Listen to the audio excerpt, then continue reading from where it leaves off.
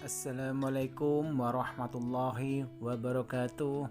Apa kabar semuanya para penikmat channel Tobat 100% yang saya cintai dan selalu dimuliakan oleh Allah SWT. Pastinya saya selalu mendoakan kalian semua semoga panjang umur, sehat sekeluarga, banyak rezeki, serta dijauhkan dari segala bentuk musibah dan diberkahi hidupnya oleh Allah SWT. Amin amin ya rabbal alamin. Pada pertemuan kali ini saya akan menjelaskan mengenai Al-Quran dan Sains, ungkap fakta menakjubkan Laut Merah dan Laut Mati. Laut Merah dan Laut Mati merupakan badan air yang terletak di Timur Tengah, sehingga banyak disebut dalam kitab suci karena berdekatan dengan daerah tempat para nabi dan rasul berada. Dalam buku Tafsir Ilmi Samudra dalam perspektif Al-Quran dan Sains yang disusun oleh Lajnah Pentasihan Mushaf Al-Quran, Badan Litbang dan Diklat Kementerian Agama Republik Indonesia dengan Lembaga Ilmu Pengetahuan Indonesia (LIPI) menjelaskan mengenai Laut Mati dan Laut Merah. Laut Merah dalam sudut pandang Islam dikisahkan pernah terbelah. Ini karena mukjizat dari Allah SWT kepada Nabi Musa, dan Sains rupanya bisa menjelaskan fenomena ini. Al-Quran menceritakan peristiwa tenggelamnya Fir'aun dan pasukannya di Laut Merah pada beberapa surat. Salah satunya Allah berfirman, "Dan ingatlah ketika kami belah laut untukmu, lalu kami selamatkan kamu dan kami tenggelamkan Fir'aun dan pengikut-pengikutnya, sedang kamu sendiri menyaksikan." Surat Al-Baqarah ayat 50. Laut Merah banyak diceritakan secara tidak langsung, baik dalam Al-Quran maupun kitab-kitab suci terdahulu. Misalnya, ketika Nabi Musa membelah laut untuk menyelamatkan umatnya dari kejaran Fir'aun, peristiwa tersebut terjadi di Laut Merah. Dinamakan Laut Merah karena pada waktu-waktu tertentu air laut di sekitar permukaannya berwarna merah akibat ledakan pertumbuhan bakteri atau ganggang Trichodesmium erythrasium. Secara fisik, Laut Merah memiliki kekhususan karena terletak di tengah-tengah daerah yang sangat kering, gurun dan semi gurun. Alasan terkuat mengapa terumbu karang berkembang di Laut Merah adalah sirkulasi air yang baik sampai dengan kedalaman. Masa air Laut Merah mengalami pertukaran dengan laut luas di Laut Arab dan kemudian Samudra Hindia. Melalui Teluk Aden, sirkulasi ini mengurangi pengaruh tingginya salinitas di utara dan tingginya suhu di selatan yang disebabkan oleh evaporasi. Iklim Laut Merah adalah hasil dari dua musim angin yang berbeda, yaitu angin timur laut dan angin barat daya.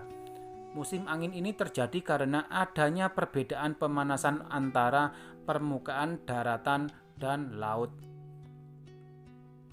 Suhu permukaan yang sangat tinggi membuat laut ini merupakan salah satu laut terpanas di muka bumi. Suhu rata-rata permukaan air Laut Merah pada musim panas adalah sekitar 26 derajat Celcius di utara dan sekitar 31 derajat Celcius di selatan, dengan hanya bervariasi sebesar 2 derajat Celcius di musim dingin. Suhu rata-rata total adalah 22 derajat Celcius dan suhu permukaan harian bervariasi antara 21 sampai 25 derajat Celcius. Curah hujan rata-rata di sekitar Laut Merah sangat rendah, hanya sekira 60 mm per tahun. Presipitasi umumnya jatuh dalam waktu pendek, seringkali dibarengi dengan badai petir atau badai debu. Laut Merah merupakan salah satu laut dengan kegaraman tertinggi di dunia, berkisar 36% di bagian selatan dan 41% di utara, dengan rata-rata sekira 40%. Bandingkan dengan rata-rata salinitas air laut dunia yang hanya 35%. Sementara itu, nama Laut Mati muncul akibat sulitnya menjumpai kehidupan di laut ini karena tingkat kegaraman yang ekstrim tinggi, atau bisa juga karena tempat ini kota Sodom dan Gomora dipercaya telah dibinasakan oleh Allah SWT.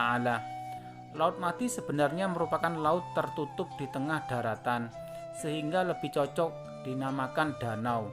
Secara geologi, laut ini terletak pada sebuah sesar yang memanjang arah utara selatan. Secara topografi, Laut Mati berada pada elevasi di bawah muka air laut rata-rata. Selain itu, air Laut Mati terdiri dari dua lapis yang berbeda dalam hal suhu, kerapatan jenis, umur, dan kegaraman. Di permukaan sampai dengan kedalaman 35 meter, air memiliki kegaraman sekitar 10 kali lipat kegaraman rata-rata air laut, antara 300 sampai 400%.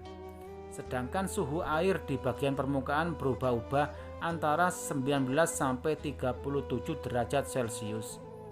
Di bawahnya, lapisan air memiliki suhu yang tetap, lebih kurang 22 derajat Celcius.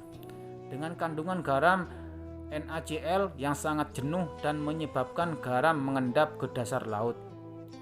Peneliti mempelajari bagaimana badai topan di Samudra Pasifik dapat menggerakkan dan mempengaruhi air samudra yang dalam.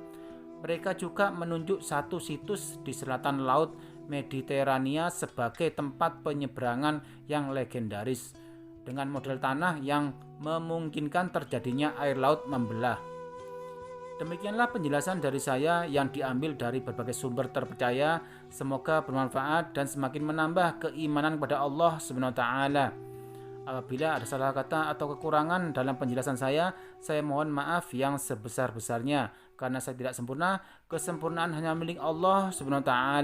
Amin amin ya rabbal alamin. Jangan lupa selalu dukung channel YouTube Tobat 100% ini dengan cara tekan tombol like dan subscribe agar tidak ketinggalan mengenai amalan, zikir, wirid, dan doa-doa sesuai dengan ajaran Rasulullah Shallallahu Alaihi Wasallam. Sekian, terima kasih, semoga bermanfaat. Wassalamualaikum warahmatullahi wabarakatuh.